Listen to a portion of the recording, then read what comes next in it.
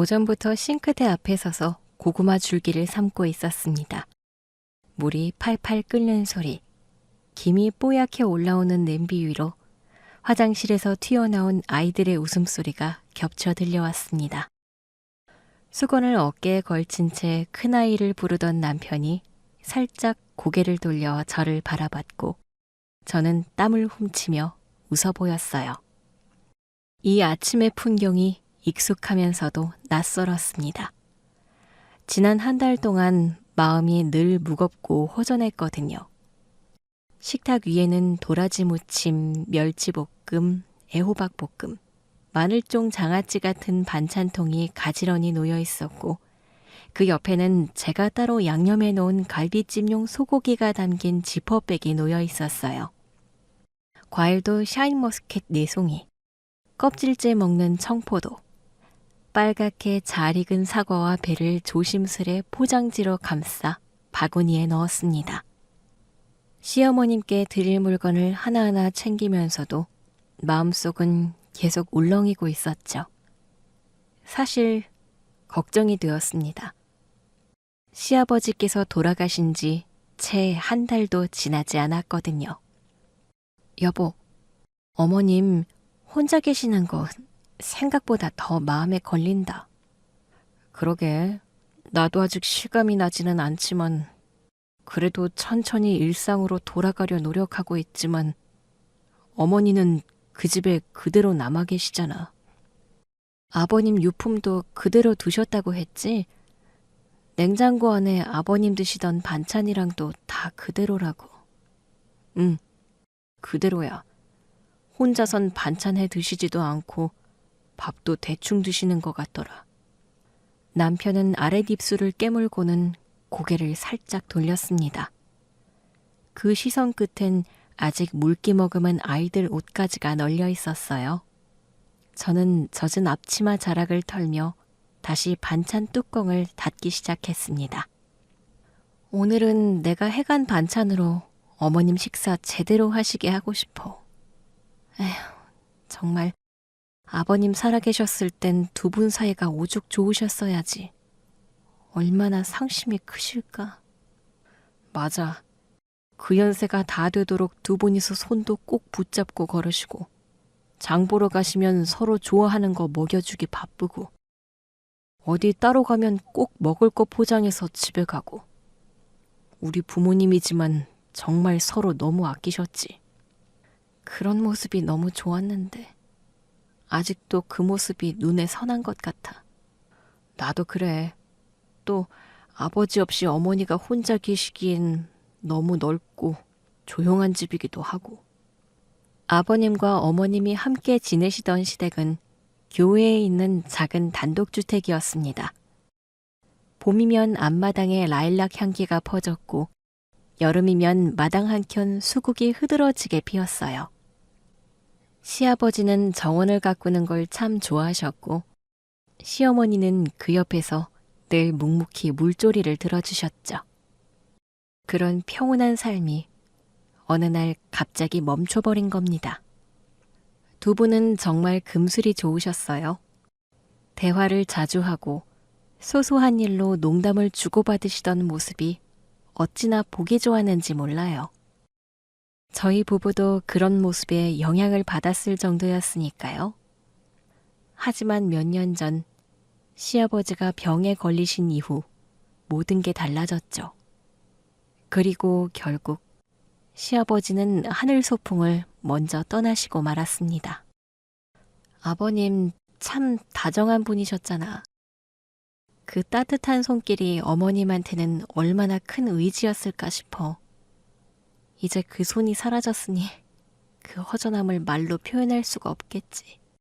말 안 해도 보여. 지난번에 가봤을 때 어머니가 어찌나 말씀이 없으시던지. 멍하니 어디 바라보는 거 보면은 넋이라도 나가신 게 아닌가 걱정이 되네. 오늘은 애들 데려가니까 조금이라도 어머님 기운나게 해드리면 좋겠다. 남편은 조용히 고개를 끄덕였고 저는 음식들을 통에 담은 뒤 손을 씻었습니다. 거울에 비친 제 얼굴은 여느 때와 다르지 않았지만 마음 한켠은 왠지 모르게 무겁고 불편했어요. 뭔가 놓친 게 있는 것처럼, 아니면 곧 마주해야 할 무언가가 기다리고 있는 것처럼 그런 기분이었습니다.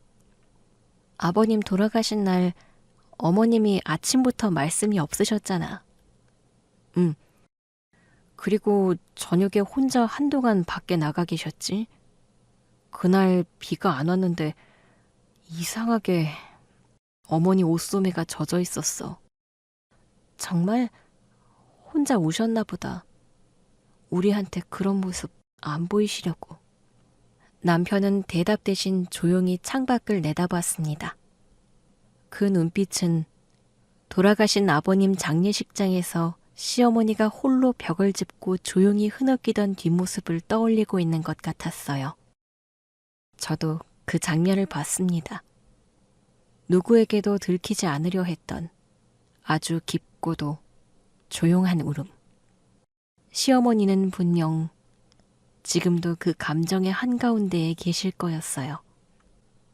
아버님 장례식이 끝난 날 밤 어머님께서 내 손을 꼭 잡으셨거든? 뭐라고 하셨어?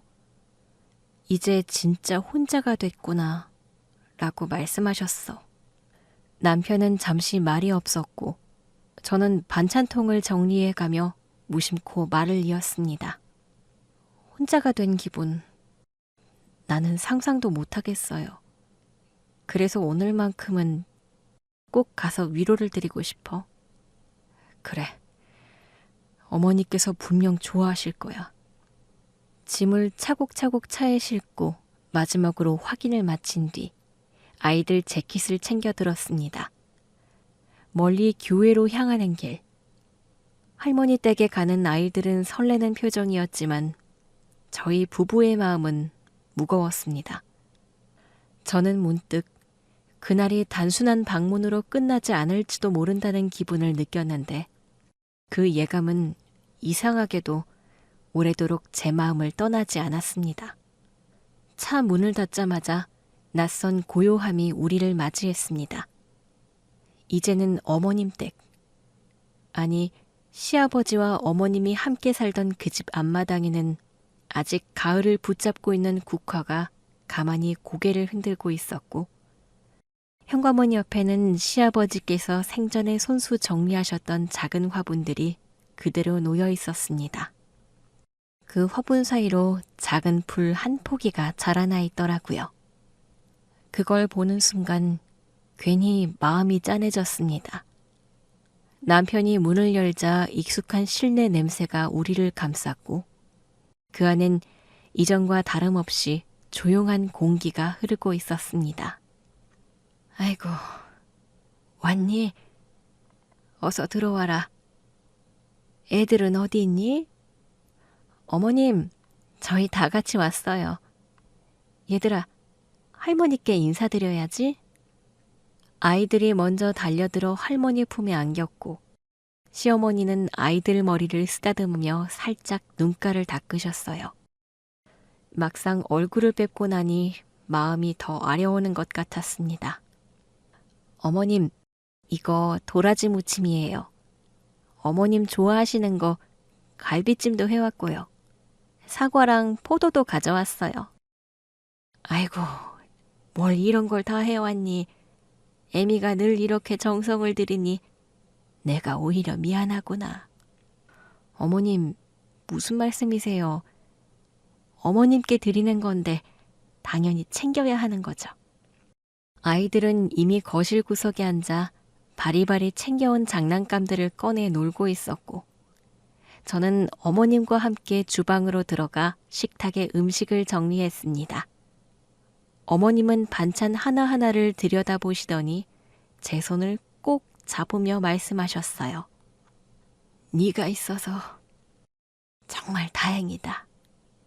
어머님, 어떻게 버티고 계시는지 아버님 생각나시죠? 집안 곳곳에 다 아버님 손길이 남아있어서.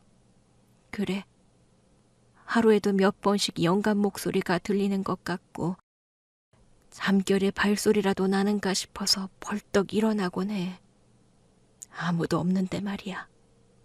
어머니의 말에 저도 모르게 눈물이 차올랐지만 꾹 삼켰습니다. 저는 조심스레 어머니의 앞치마를 받아들고 다시 냉장고 앞에 섰습니다. 어머님, 새 반찬 넣어야 하니까 먼저 냉장고 정리부터 할게요. 유통기한 지난 것도 있고, 이거는 좀 버릴게요. 아휴, 아주 그 한이 엉망이지. 내가 진작 해놨어야 하는데 정말 정신이 하나도 없어서 뭘 버리지도 못하고 그냥 쌓아두기만 했다. 어머님은 묵묵히 식탁에 앉으셨고 저는 부지런히 반찬을 정리했습니다. 그렇게 집에서 싸온 음식과 반찬들을 차려 어머님 댁에서 점심을 함께 먹었습니다. 아이들은 거실에서 낮잠을 자고 있었고 남편은 마당에 나가서 화단 쪽을 둘러보다가 담벼락을 바라보며 담배를 꺼내 들더라고요. 저는 그 모습을 보고 깜짝 놀랐습니다. 몇 년 전부터 어렵게 금연에 성공을 했고 담배를 피우지 않은 지가 꽤 되었는데 언제부터 다시 담배를 손에 쥐게 된 건지 전혀 몰랐거든요. 아버님이 떠나신 뒤 마음이 힘들어서 그랬던 걸까요?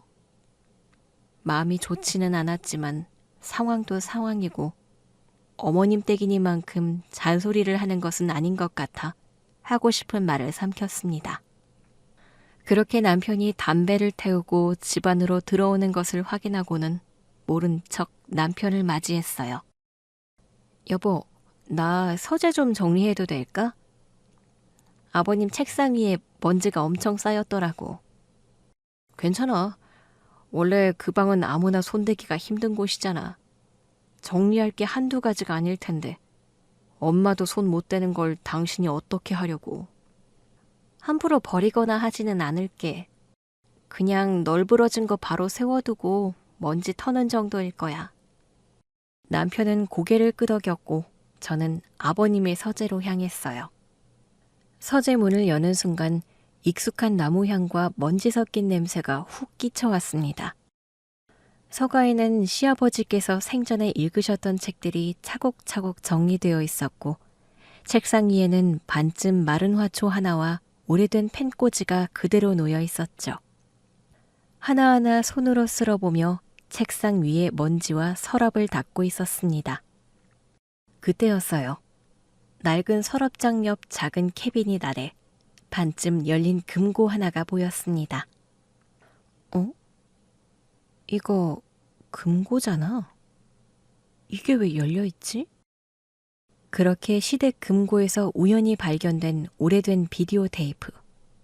이건 절대 틀지 마라. 가족이 무너진다. 남편의 경고. 하지만 남편 몰래 재생한 그날 밤 시모가 방 안에서 무릎 꿇고 오열을 하고 마는데 저는 조심스레 다가가 금고문을 열었는데 안쪽에는 서류 몇 장과 함께 낡은 비디오 테이프 하나가 보였습니다. 검은색 플라스틱 테이프. 위에는 희미한 펜 자국이 있었는데 뭔가 적혀 있다가 지운 듯한 흔적이 남아 있었습니다. 마치 제목을 썼다가 급히 지운 것처럼요. 뭐지? 비디오 테이프? 요즘 누가 비디오 테이프를 본다고?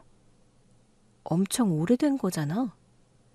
그런데 왜 이런 게 금고에? 저는 테이프를 꺼내 자세히 살펴보았어요.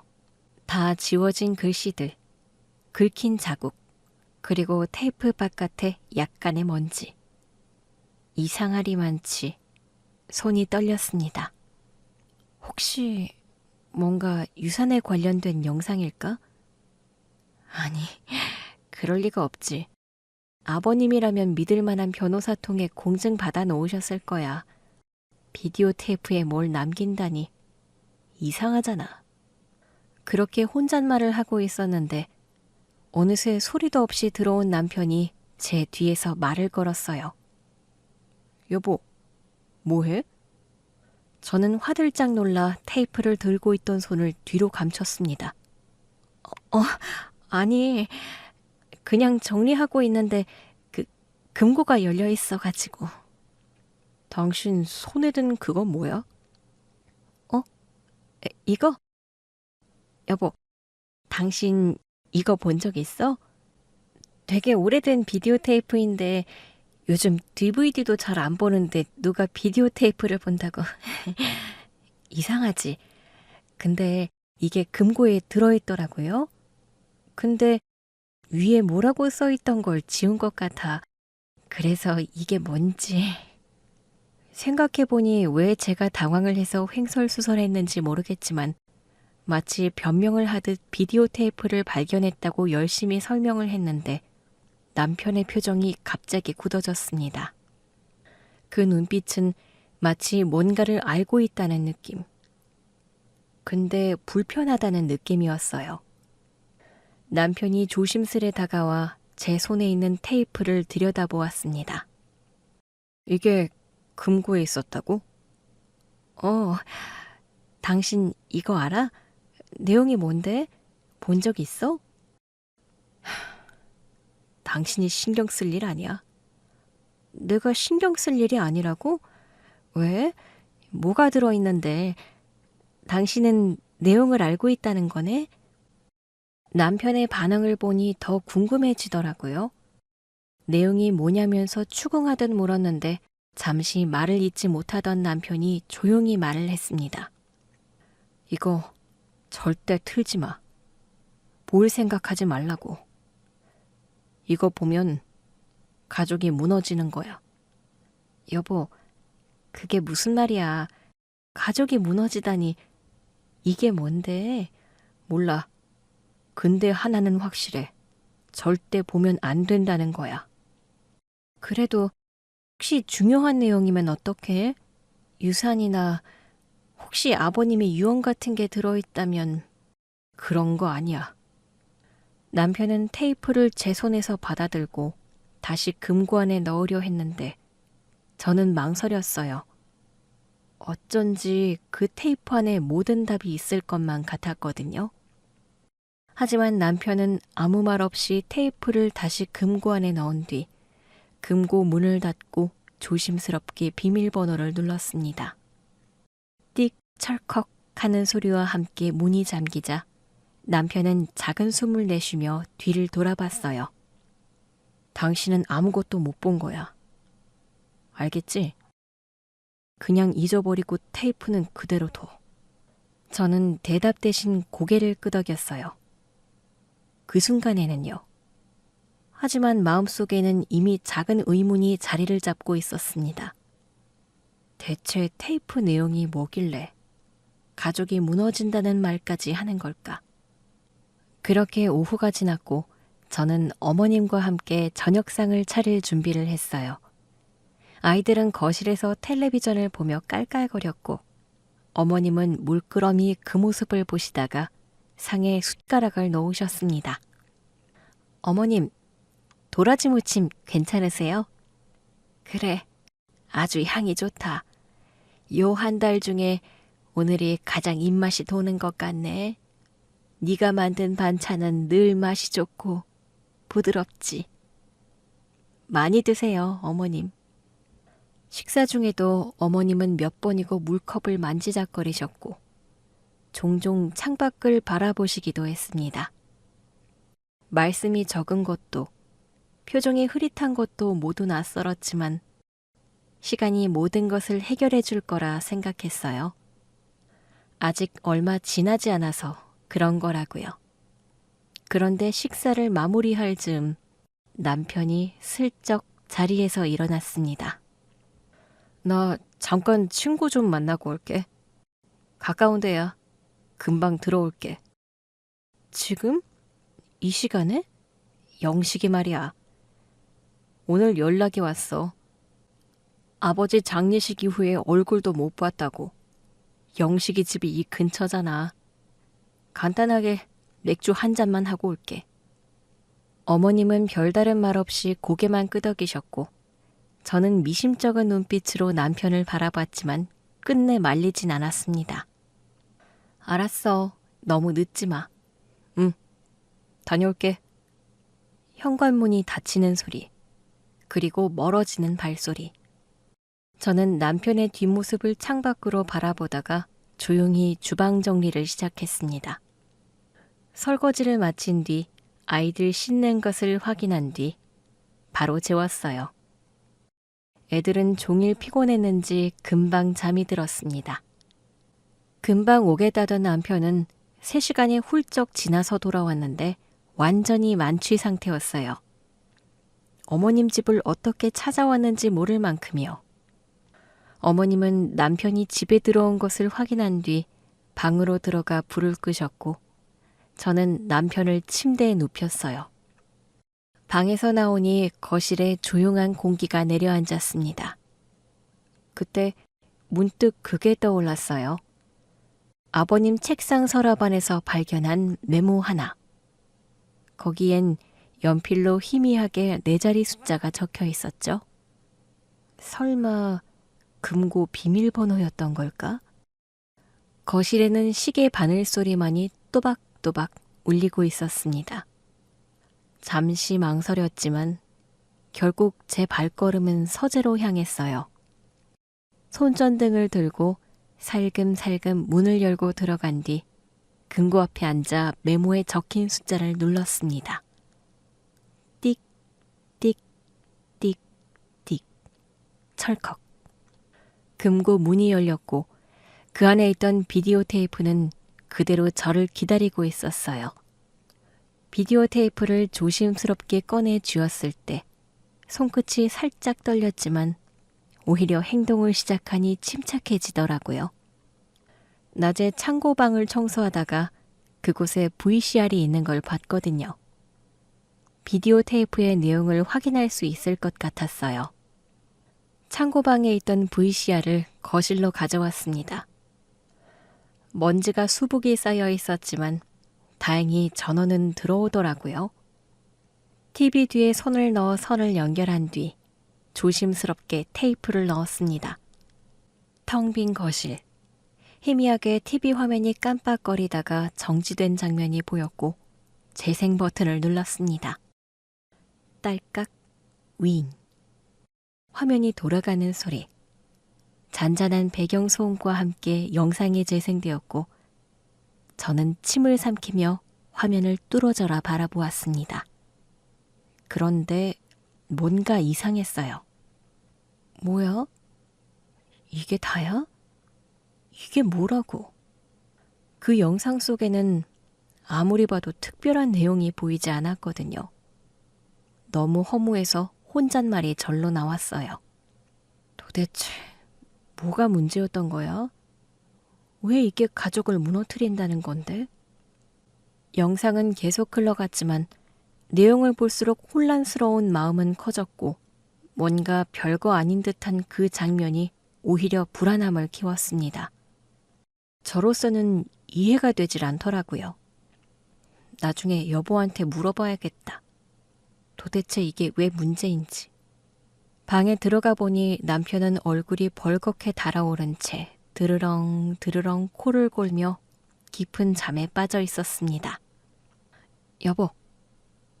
여보, 잠깐만. 나 진짜 궁금한 게 있어서. 혹시 하는 마음으로 남편을 깨워보았지만 아무리 흔들어도 소용이 없더라고요. 그렇게 혼란스러운 마음을 안고 비디오 테이프를 꺼낸 뒤 조용히 다시 서재로 향했습니다.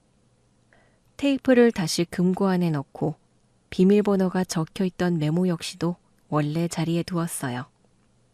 그리고 문을 닫고 나가려던 그때 어디선가 흐느끼는 소리가 들려왔습니다. 작고 얇은, 하지만 너무 절절해서 숨을 멈추게 만드는 울음. 저는 그대로 거실을 지나 시어머님 방 앞으로 다가갔어요. 어머님의 방문은 살짝 열려 있었는데 방 안에서 어머님이 무릎을 꿇은 채 울고 계셨습니다. 흐느끼던 소리는 어느새 어깨가 들썩일 정도로 깊은 오열로 바뀌어 있었는데 마치 마음속 무너지는 소리를 전부 토해내듯 그리 서럽게 울고 계셨습니다. 다 알았던 거야. 다 알고 있었던 거야. 어머님. 시어머니는 고개를 들지도 못한 채 바닥에 얼굴을 묻고 울고 계셨고 그 광경을 멍하니 바라보는데 아무 말도 할 수가 없었어요. 그런 어머님을 바라보다 저는 문득 오래전 남편과 어머님을 처음 만난 때를 떠올리게 되었습니다. 제가 자란 곳은 충북의 한 작은 도시였어요. 산자락이 멀리 둘러싸인 동네였고 동네 사람들끼리는 서로 얼굴을 모르면 이상하다는 말이 있을 정도로 이웃끼리 가까운 곳이었죠. 우리 집은 시내에서 조금 떨어진 곳이었는데 나중에 터미널 쪽으로 이사를 갔습니다. 제가 어릴 때부터 저희 부모님은 맞벌이를 하시며 늘 바쁘게 사셨습니다. 아버지와 엄마, 저랑 여동생까지 네 식구였는데 아버지는 읍사무소 공무원이셨고 어머니는 물류회사 사무직으로 일을 하며 저희를 키우셨어요. 엄마, 나 오늘 성적 나왔어요. 그래? 몇 등이야? 얼른 말해봐. 전교 6등. 특히 영어는 100점 맞았어요. 어머머, 우리 딸 정말 잘했다. 엄마가 저녁에 삼겹살 해줄게. 아빠한테도 말해야지. 그렇게 평범하면서도 따뜻한 가족이었습니다. 지방에서 지내며 특별히 부유하진 않았지만 크게 부족한 것도 없이 자랐고 제가 공부하는 데 필요한 건 부모님이 최우선으로 챙겨주셨어요. 고등학교를 졸업하고 서울에 있는 대학에 진학하면서 저는 처음으로 집을 떠나게 되었습니다. 처음엔 복잡하고 사람 많은 서울이 낯설었지만 금방 적응을 했고 대학교를 졸업한 후에는 대기업에 입사해 자립적인 삶을 시작하게 되었습니다. 출퇴근길에 지하철 안에서 이어폰을 꽂고 자취방에서 소소하게 요리를 해먹으며 지내던 일상. 그런 날들이 반복되던 어느 날 친한 대학 동기가 연락을 해왔습니다. 야, 소정아, 너한테 진짜 딱 맞는 사람 한 명 있는데 소개팅 해볼래? 소개팅? 됐어. 나 그런 거 안 맞아. 너 괜히 나 소개시켜주고 너 욕먹는다? 난 왜 그렇게 그게 어색한지 모르겠어. 아니, 너는 대학 때부터 말도 잘하고 회사 입사할 때도 면접 잘 봐서 합격한 거잖아. 도대체 왜 소개팅만 어려운 건데? 모르겠어. 그냥 그런 자리가 불편하고 뭔가 목적이 너무 뚜렷한 것 같고. 난 진짜 그런 걸로 사람 만날 운명이 아닌가 봐. 알겠어. 네 말 알겠고 너 소개팅 안 맞는 거 알겠는데 이번 딱 한 번만. 마지막이다 생각하고 한 번만 만나봐. 나 믿지? 있잖아. 이 사람 말이야. 우리 회사 선배인데 착하고 책임감 있고 뭐랄까? 막 꽃미남? 잘생겼다고까지는 못하겠지만 사람 자체가 되게 괜찮아. 그래? 그러면 이번 한 번만 너 믿고 나가볼게. 진짜 마지막이다.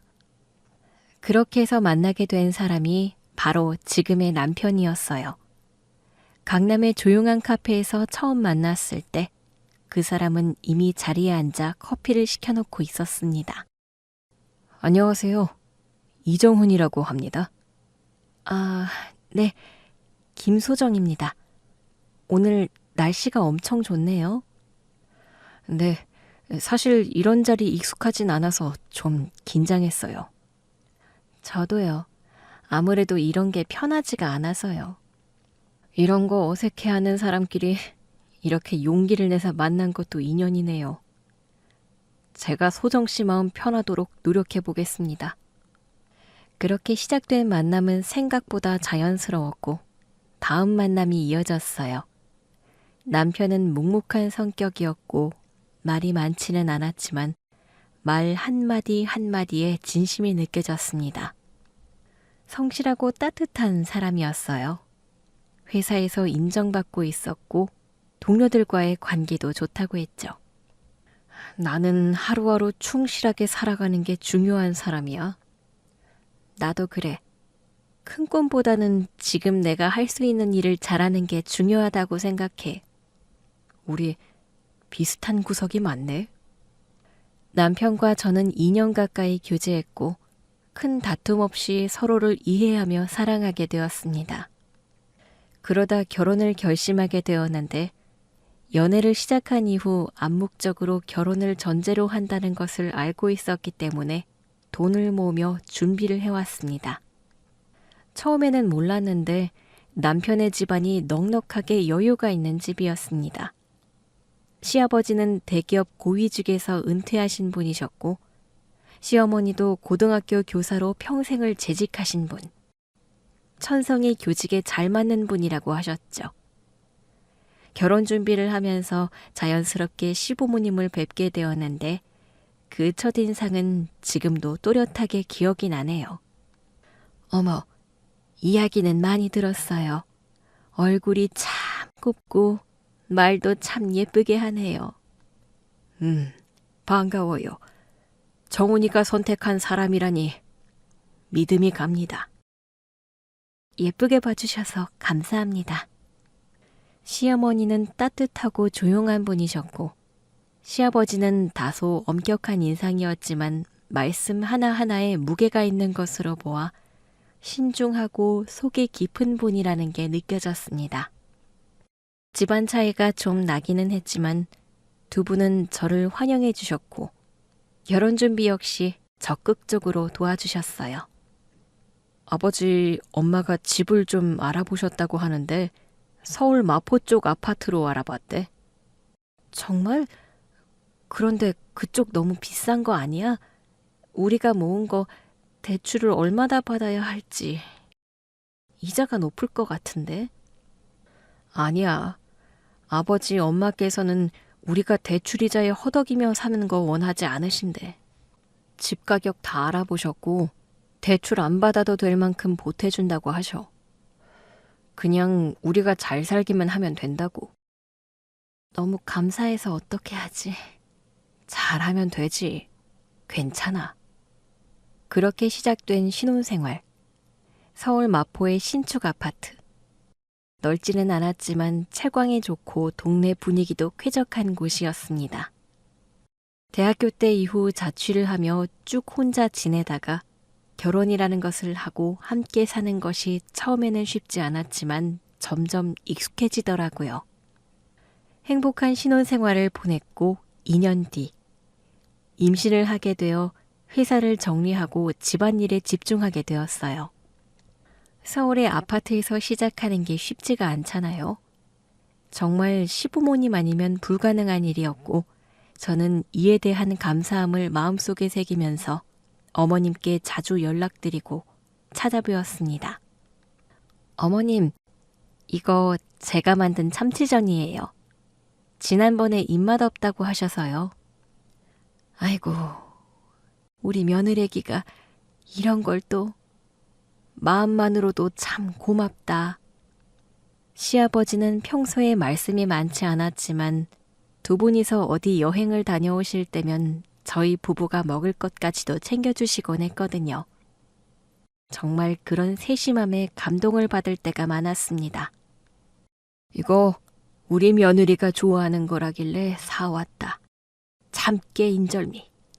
너 좋아하는 거 맞지? 어머나, 아버님, 그걸 기억하셨어요? 너무 감사합니다.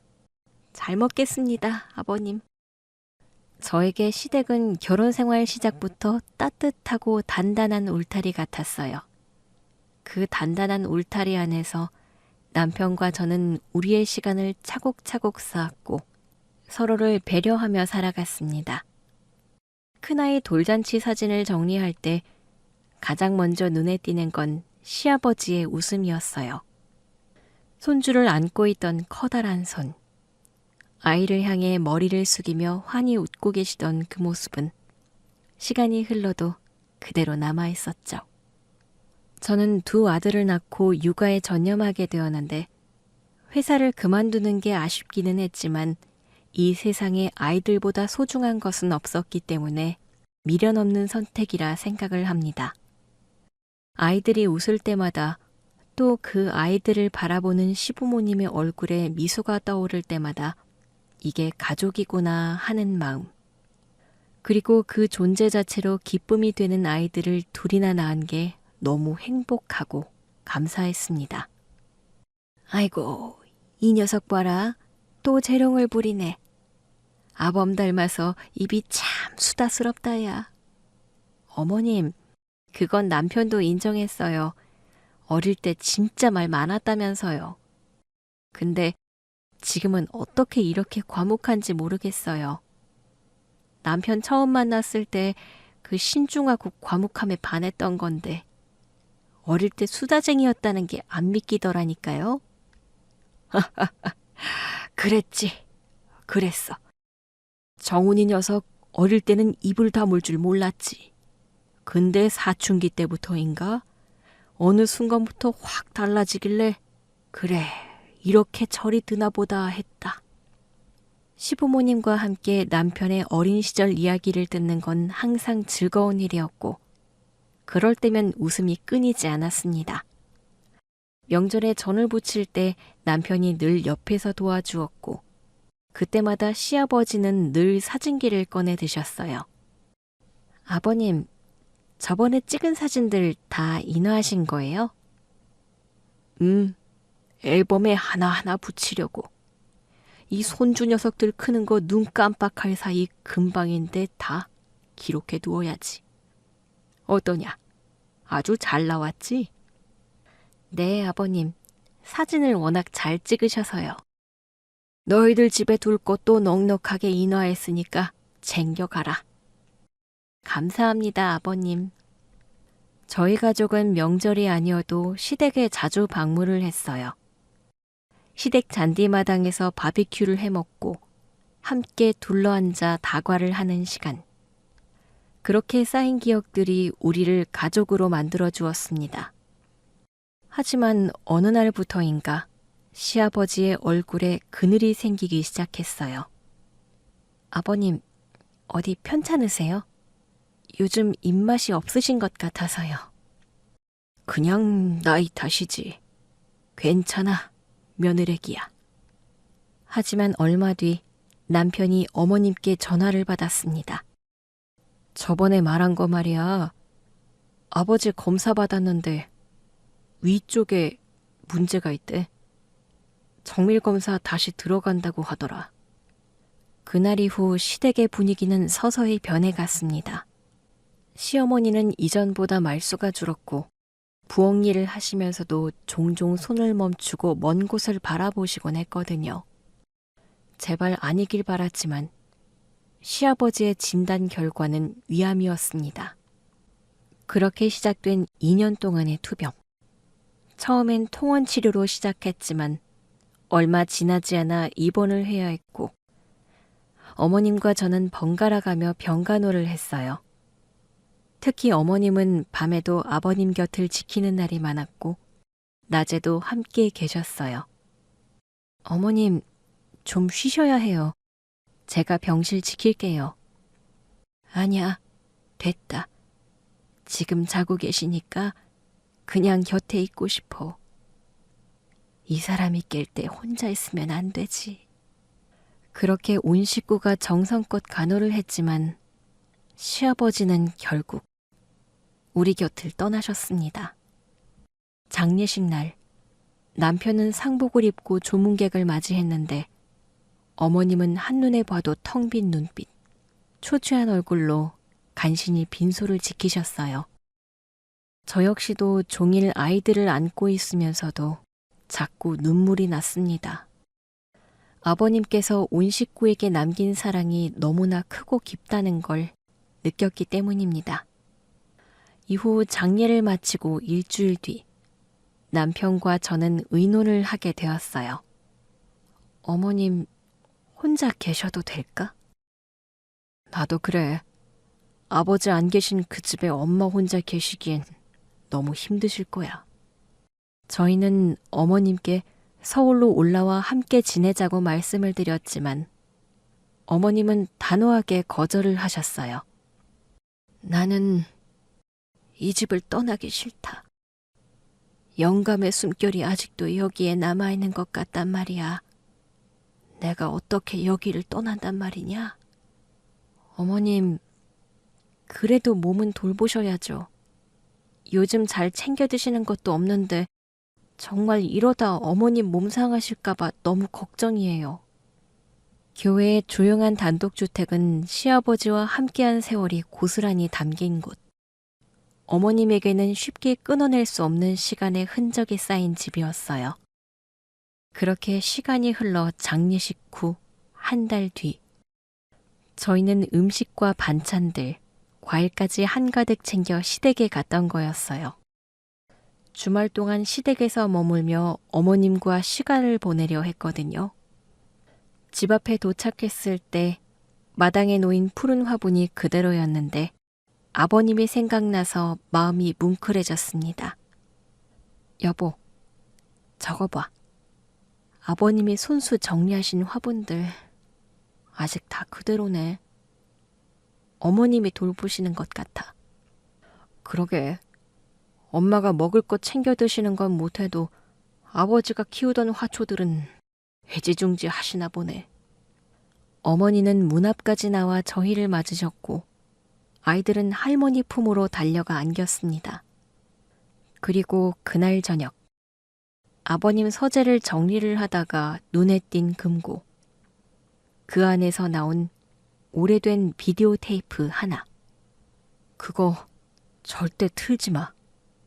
그거 가족 무너뜨릴 수 있어.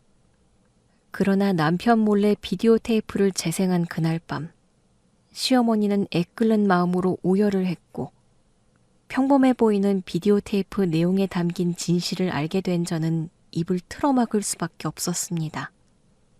그 소리를 들은 것은 밤이 깊어질 때였어요. 시어머님의 방에서 들려오는 오열은 너무나 절절해서 귀를 막아도 마음까지 울리는 듯 했습니다. 문 앞에 서서 움직이지도 못한 채 그 모습을 바라만 보고 있던 그때 남편이 일어났습니다. 술기운에 얼굴이 붉게 상기되어 있었지만 오열하는 소리에 정신이 든 것 같았어요. 무슨 일이야? 여보, 어머님이 방 안에서 울고 계셔. 너무 서럽게 우시는데 어떻게 해야 할지. 여보, 근데 당신이 말했던 비디오 테이프 말이야. 가족이 무너진다는 그 비디오. 내가 당신 말 듣고 안 봤어야 하는데 그 말을 들으니 너무 궁금한 거야. 도대체 무슨 내용이길래 당신이 그렇게 반응을 할까 해서. 그래서 내가 그거 몰래 봤어. 미안해, 여보. 근데 어머님이 저러시는 거 내가 비디오 테이프 본 거랑 무슨 관련이 있는 걸까? 어떻게 해야 해? 남편은 말없이 제 옆을 지나 시어머님의 방으로 향했고 조심스럽게 문을 열었습니다. 문이 열리자 방 안에 가득 퍼진 울음소리가 더욱 선명하게 들려왔어요. 엄마. 시어머니는 여전히 바닥에 무릎 꿇고 울고 있었습니다. 남편은 천천히 다가가 어머님의 어깨에 손을 얹었습니다. 낮에 성우엠이랑 아버지 서재에서 하는 이야기 다 들었다. 너 다 알고 있었던 거니? 네, 엄마. 다 알고 있었어요. 언제부터 알고 있었던 거야? 오래전부터 알고 있었어. 내가 아버지 친자가 아닐 수도 있다는 거. 대학 다닐 때 헌혈하고 혈액형 검사했는데 이상했거든. 아버지랑 엄마 그리고 내 혈액형이 맞지 않더라고. 도저히 나올 수 없는 혈액형이었거든요. 그랬구나. 그래서 그때부터 의심했어. 내가 아버지 엄마 아들이 아닐 수도 있겠구나. 처음엔 입양아인 줄 알았어요. 그런데 생각해보니 아니야. 내가 엄마를 닮은 부분이 분명 있거든요. 근데 아버지랑은 안 닮았더라고요. 알고 있었는데 아무한테도 말 못했어. 아니, 안 했어요. 그냥 모른 척하는 게 우리 가족을 지키는 일이라고 생각했거든요.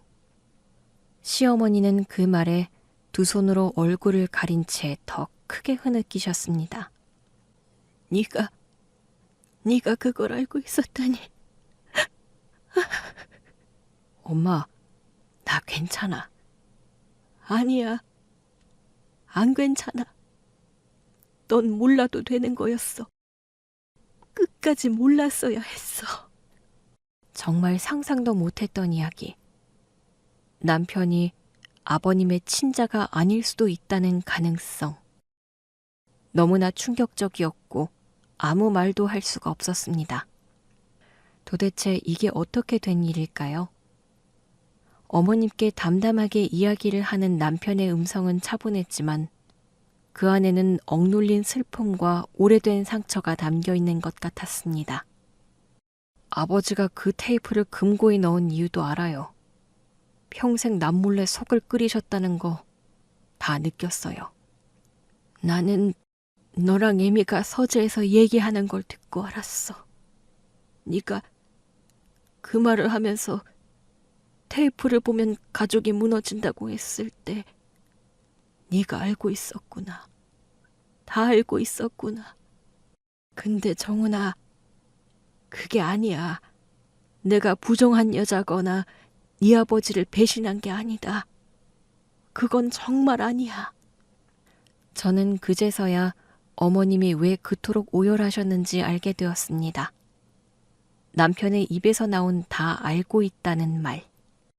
그 한마디가 어머님의 마음을 무너뜨린 거였어요. 어머님은 결국 감춰왔던 비밀이 더는 비밀이 아님을 깨달으셨던 거죠. 너희 아버지랑 나는 너무 사랑해서 결혼을 했어. 그런데 아주 나중에야 알게 되었다. 너희 아버지는 아이를 가질 수 없는 사람이었어. 아버지한테 문제가 있었던 거군요. 당연히 결혼 전까지 그 사실을 몰랐지. 몰랐는데 너희 아버지랑 나 그렇게 신혼 초부터 금슬좋기로 유명했는데 도무지 아이가 안 생기니까 병원에 가게 됐고 그제야 알았어. 그 말에 저는 숨을 삼켰어요. 그동안 돌아가신 아버님 그리고 혼자 남은 어머님이 아무에게도 말하지 않았던 이야기. 하지만 진실이 하나씩 드러나고 있었습니다. 네 아버지는 정말 괴로워했어. 자기가 자식을 못 낳는 몸이라고. 그런데 너희 아버지 집안에서는 대를 잇는 걸 생명처럼 여겼거든. 우리 사이에 애가 안 생기면 그 옛날 시대에 내가 소박을 맞을까봐, 쫓겨날까봐. 너희 아버지는 그걸 제일 무서워했어. 남편은 고개를 떨군 채 어머님의 옆에 앉았고 저도 조심스레 그 곁에 다가갔습니다. 어머님, 그동안 그렇게 마음고생하신 줄 몰랐어요. 승우애미야, 처음엔 나도 죄 지은 것 같은 마음으로 살았다. 내 평생 사랑한 것은 너희 시아버지밖에 없는데 너희 시아버지도 나도 어쩔 수가 없었어. 우리는 그저 함께 살고 싶었을 뿐이었거든. 시어머니의 눈물이 바닥에 뚝뚝 떨어졌고 남편은 그 손을 조심스럽게 감쌌습니다. 엄마, 아버지는 엄마를 지키고 싶었던 거예요. 맞아. 그래서 나도 아버지 곁을 지키고 싶었어. 그 사람과 함께 아이를 키우고 싶었어. 그래서 너희 아버지의 말을 따르기로 한 거였다. 그러니까 모두가 합의된 거였어. 누구의 일방적인 강요가 아니었. 어머님은 말끝을 흐리셨는데 저는 차마 그 다음을 묻지 못했습니다. 아니, 묻지 않아도 될 것 같았어요. 시간이 지나서 내가 아이를 갖게 되었고 그때 태어난 게 바로 나잖아요. 시어머니는 조용히 고개를 끄덕였습니다. 그 눈빛은 슬픔과 감격, 그리고 설명할 수 없는 복잡한 감정이 뒤섞여 있었어요. 그래, 널 가졌을 때 너희 아버지는 말로 다 표현 못할 만큼 기뻐했어.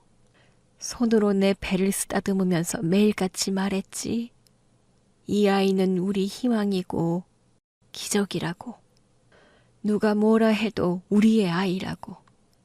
너희 아버지는 정말 매일 그렇게 말하셨다. 그때 남편의 눈에도 눈물이 맺히기 시작했습니다. 엄마, 나는 엄마 아들이야.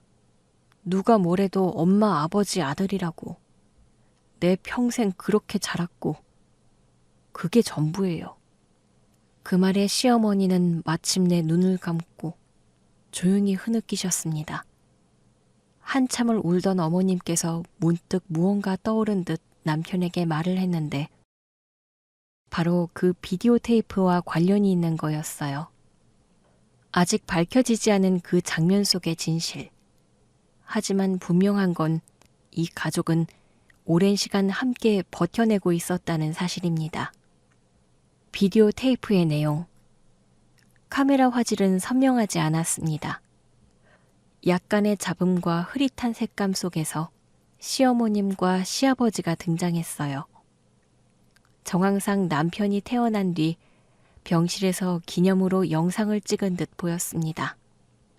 시어머님의 팔엔 막 태어난 아기가 안겨 있었고 시아버지는 그 곁에 앉아 아기를 내려다보며 눈가에 미소를 띠고 있었습니다. 정말 기적 같은 존재구나. 여보, 애기 좀 안아봐요. 애기가 너무 가벼워요.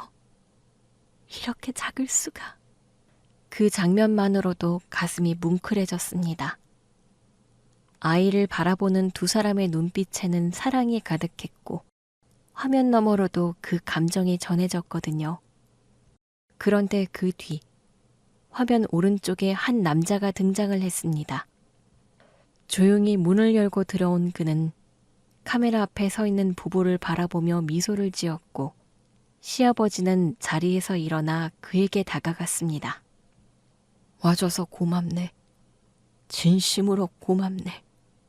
정말 감사합니다. 그 남자는 고개를 가볍게 저으며 손사래를 쳤습니다. 무슨 말이야. 당연히 내가 해야 할 일이었지. 나는 정섭이 네 오랜 친구잖아. 이 아이 이름은 정훈이라고 지으려고 하네. 이정훈. 그래, 정훈이는 정섭이 네 아들이야. 누가 뭐래도 너랑 재수 씨 아들이지. 자네한테 이 은혜를 어떻게 갚아야 할지 모르겠어. 갚긴 뭘 갚아. 이미 자네는 나에게 충분할 만큼 주었다네. 아이에 대해선 누구한테도 말하지 않을 거야. 그러니 걱정 말게나. 그 말이 끝나고 잠시 정적. 시어머님은 아이를 조심스럽게 안고 남자에게 고개를 숙였고 남자는 한 걸음 뒤로 물러나더니 조용히 방을 나갔습니다.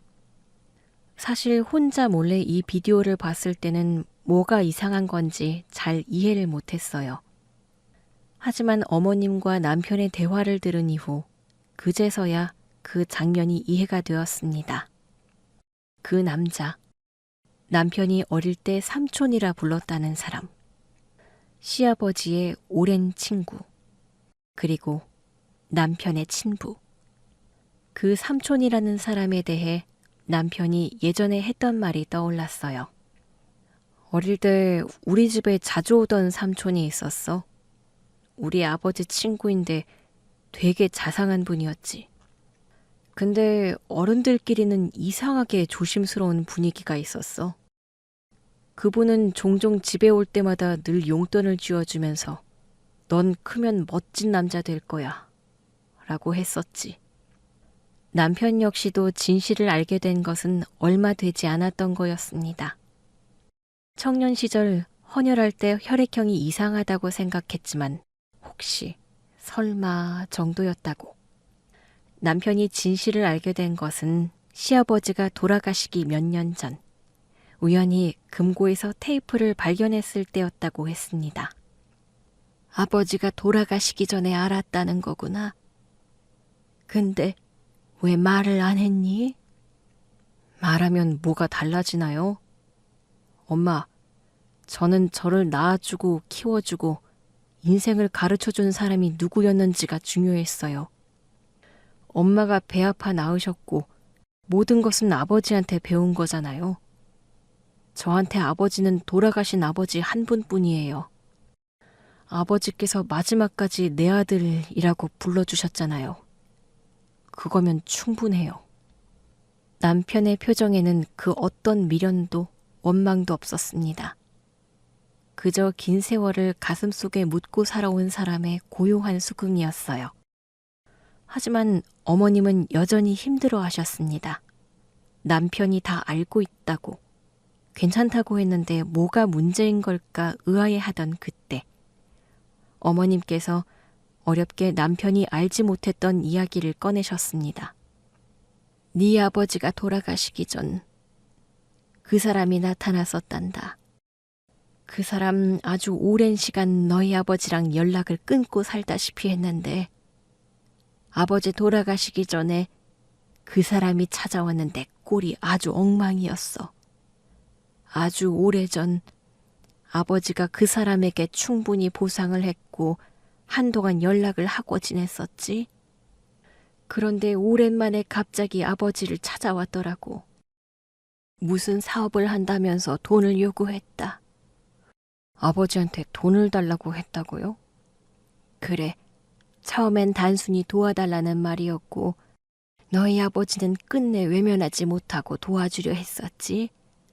오랜 친구이자 지금의 너를 잊게 한 사람이니까. 그런데요, 무슨 문제가 있었어요? 근데 알고 보니 그게 아니었어. 그 사람은 이미 온갖 사기와 불법 투자에 손을 대고 있었던 거야. 아버지가 그 사실을 알고 얼마나 분노를 하셨는지. 제발 손 떼고 올바른 방법으로 수습을 해야 한다고 몇 번이나 이야기를 했는지 몰라. 그런데 정말 뭐라도 시인 사람처럼 도무지 말을 듣지 않더구나. 그래서 어떻게 되었나요? 경찰에 체포영장이 나왔고 도망 다니다가 결국 스스로 생을. 안타까운 일이었지. 그래도 우리에게 중요한 사람이었는데 그 끝이 이럴 줄은 몰랐어.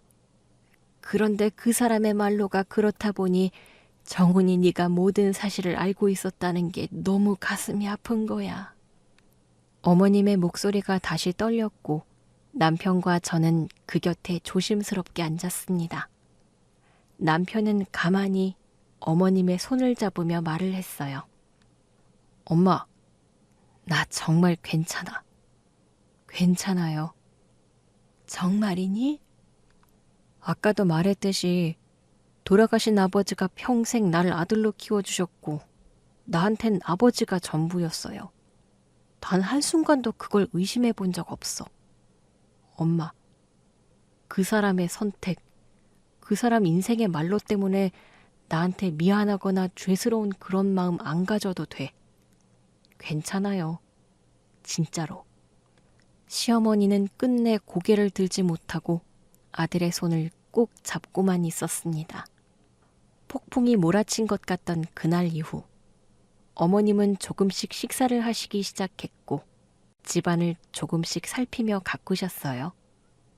그리고 몇 달 후 남편은 시아버지의 유언장을 통해 남편 몫의 유산을 온전히 상속받았어요. 생전에 어머님을 한평생 사랑하셨던 아버님은 주택을 포함한 상당한 재산을 어머님께 남기셨고요. 어머님 혼자 지내기 너무 큰 집이라 이사를 잠시 고민하셨지만 결국 아버님과 쭉 함께 지낸 그 집을 지키기로 하셨습니다. 어머님 댁 마당 한켠엔 시아버지가 좋아하셨던 수국을 심었고 거실엔 가족 사진이 가득 걸려 있습니다. 여전히 저희 부부는 아이들을 데리고 어머님을 뵈러 어머님 댁을 자주 오가며 지내고 있어요. 여보, 지금이 가장 평온한 시간인 것 같아. 그래, 뭔가 다시 잔잔한 일상을 되찾은 기분이야. 어머님은 여전히 조용한 분이셨지만 웃는 날이 늘어났습니다. 우리 아이들이 그림 그려오면 꼭 냉장고에 붙여두셨고 간혹 마당에 핀 꽃 앞에서 아이들과 사진을 찍기도 하셨습니다. 생전에 아버님이 부지런히 사진으로 기록을 남기셨는데 이제 어머님께서 그 일을 이어서 하고 계세요. 그 모습들을 보며 저는 마음 깊이 다짐하게 되었습니다. 이 가족을, 이 소중한 시간을 절대 잃지 않겠다고요. 그리고 이번 일을 통해 또 하나 깨달은 게 있습니다. 사람이 살아가면서 마주치는 진실은 언제나 정해진 모습으로 나타나는 게 아니더라고요. 처음엔 견딜 수 없을 것 같은 충격도 시간이 지나면 그 안에 담긴 마음을 들여다보게 되고 그러다 보면 어느새 그 아픔마저도 품게 되는 것 같아요. 진실을 받아들이게 되는 거죠. 저는 그동안 완벽한 가정이라는 것이 흠없이 반듯하게 서 있는 모습이라고 생각했어요. 저희 시부모님과 남편을 처음 봤을 때 완벽한 가정이라는 생각이 들었고 남편과 결혼해 가정을 꾸리며 저 역시도 이어서 완벽한 가정을 꾸리고 싶은 마음이었거든요. 하지만 이제는 알고 있습니다. 가족이란 건 다칠 때마다 서로 감싸주고 때론 무너졌다가도 다시 손잡고 일어서는 사람들이라는 걸요. 비밀을 지키며 살아왔던 아버님과 어머님의 세월도 그 모든 진실을 알았지만 가슴 깊이 묻은 채 아버님과 어머님을 지키려 했던 남편의 마음도 모두 사랑에서 비롯된 것이라는 걸 깨달았습니다. 그러니까 인생이란 건 완벽할 수는 없지만 충분히 아름다울 수 있는 거라는 걸 매일의 일상 속에서 조금씩 배워가고 있는 것 같아요. 그렇게 우리는 조금은 아팠지만 더 단단해진 마음으로 하루하루를 살아가고 있습니다.